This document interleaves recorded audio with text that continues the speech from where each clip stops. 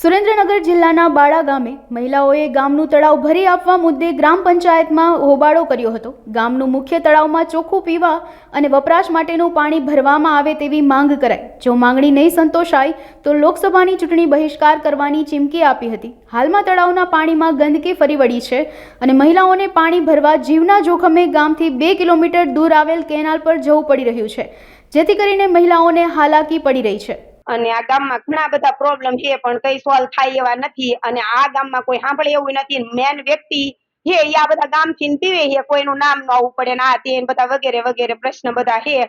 અને આ પાણીનો તો પ્રોબ્લેમ ફૂલ છે, કારણ કે અમુક જગ્યાએ પીવાના પાણી નથી આવતા અને 5 ઘરે આવે તો 5 ઘરે ન આવે અને પીવાનું પૂરું પડે છે તો કપડાં ધોવાનું નથી પડતું અને ગમે તે એમ કે આ બધી પ્રોબ્લેમ છે ને અમારી જલ્દીથી જલ્દી સોલ્વ થાય। પાણી વગર તકલીફ બધી પડી રહી છે, બૈરાને કેનેલે જવું પડે છે, ગઢા માવતર બધા પડે આથડે, કોઈ આ ડિલિવરી વાળી બેનું ને તકલીફ પડે છે। પીવાના પાણી પૂરતા ન આવતા, એમાં બીજો બધો ઉપયોગ તો શું ઢોરા બધા તરસા રે અને એવા ચામડીના દર્દ થાય, પાણી બગડી જવાના હિસાબે પાણી તલાવમાં છે પણ એ બધું ગંદુ એટલું છે કે કોઈ કાળે ઢોરાય ન પી શકતા, એમાં વાપરવું કેવી રીતે।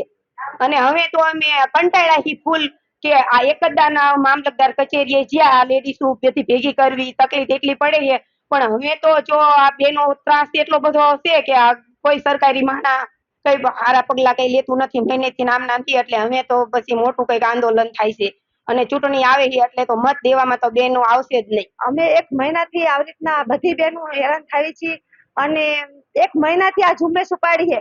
1 મહિના પહેલા અમે તાલુકા પંચાયતમાં અમારા બાળા ગામની તાલુકા પંચાયતમાં અમે આ લેખિત સહિત બધા બહેનોની સહી સહિત અમે અહીંયા આપેલું છે લખાણ, તો પણ અમારું કાંઈ કામ થયું નથી।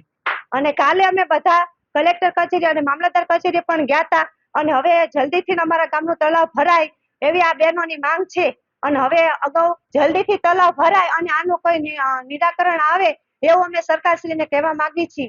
અને બધી બહેનો હવે રોષે ભરાણી છે અને જો કેનેલે ધોવા જાય તો ગઢા બેનું હોય એ કેવી રીતના અહીંયા તલાવ જઈ શકે, કેનાલે જઈ શકે। તલાવ ભર્યું હોય ને તો નાની નાની છોકરી હોય ને એ કપડાં ધોવા રાતે 7 વાગ્યા હોય ને આંજે તોય ધોઈને આવતી રહે ઘરે, સવારે બેનું ને 6 વાગે ધોવા જવું હોય ને તોય જઈને આવતી રહે અને કેનાલે તો અહીંયા એટલે બધે જવાય એમ જ નથી, ગઢા તો અહીંયા ચાલીને જઈ શકે એમ જ નથી।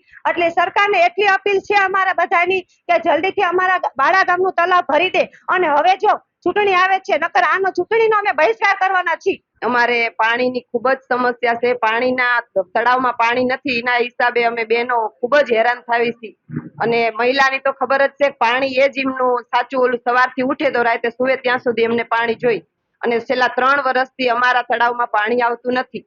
ખૂબ જ ગંદુ પાણી અને પશુ પક્ષી ઢોર અને અમારા ગામમાં તળાવ રહ્યું ને ખૂબ જ સરસ ગામની બાજુમાં જ આવેલું છે, તો અમે તળાવના પાણીનો ખૂબ જ ઉપયોગ કરવી છીએ પણ 3 વર્ષથી પાણી આવતું નથી, એના હિસાબે અમે મહિલા ખૂબ હેરાન થાવી। સગર્ભા બહેનો કેનલે ધોવા જાય તો એક બેનને ગાદી ખસી જાય પડ્યા એમાં, તો હજી પથારીમાં હે એમનું બાળક, ઘરના સભ્યો, એક મહિલા ગમે એ બીમાર પડે તો સભ્યો કેટલા ઘરના હેરાન થાય। 1 કલાક બેન ઘરથી બહાર જાય તોય ઘર વેરણ શેરણ થઈ જાય છે, તો આજ 5 મહિનાથી બેન પથારીમાં હે તો એના ઘરની હાલત કેવી હશે।